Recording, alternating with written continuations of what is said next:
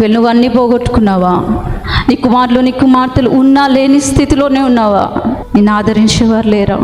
నువ్వు కట్టుకున్న భర్తే, నువ్వు కట్టుకున్న భార్యే నిన్ను దూషిస్తుందా? మాటలతో హింసిస్తున్నారా?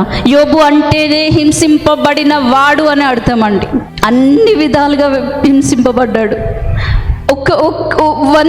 ఒక్క విధం కాదండి, ఆయన మానసికంగా హింసింపబడ్డాడు, శారీరకంగా హింసింపబడ్డాడు, ఆస్తి ఎవ్రీథింగ్ కోల్పోయాడు. ఈవెన్ సంతానం కూడా, కడుపును పుట్టినవారు తన కళ్ళ ముందే చచ్చిపోతే ఒక తండ్రి ఆవేదన ఎలా ఉంటుందో ఒకసారి జ్ఞాపకం చేసుకోండి. నీ లైఫ్లో కూడా అలానే ఉందేమో. నువ్వు సంపాదించిన సంపదతో ఒక్కటేసారి వెళ్ళిపోయిందా? ఒక్కటేసారి పోయినట్టు అనిపిస్తుందా? నీ గౌరవం పోయిందా? నీ కీర్తి పోయిందా? అవమానాలు పాలవుతున్నావా?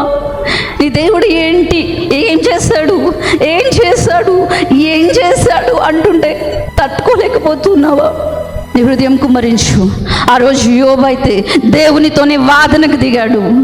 తన ఆవేదన, వీళ్ళందరూ మాట్లాడుతున్నారు కానీ ఈయన మైండ్ మొత్తం దేవుని వైపు, నేను దేవుడితోనే గొడవ పెట్టుకుంటా అంటున్నాడు. ఈ సమయంలో నువ్వు దేవుని పాదాలు పట్టుకో, దేవునితో పోరాడు, నీ వాదన ఆయనకు చెప్పు, నీ హృదయం తెరువు.